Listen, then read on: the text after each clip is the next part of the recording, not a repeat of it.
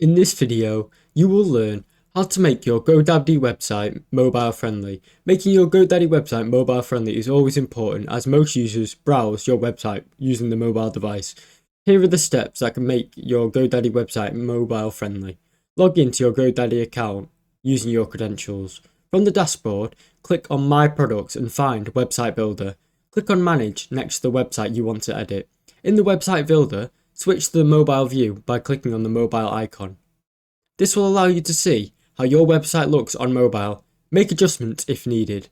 Once in the mobile view, make sure all the content such as images, videos, and text are well aligned and are not cut off.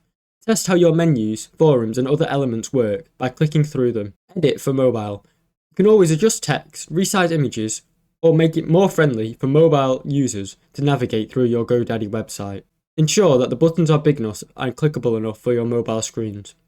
After making all the right adjustments, click Save and preview your site again in the mobile mode, just to make sure it fits.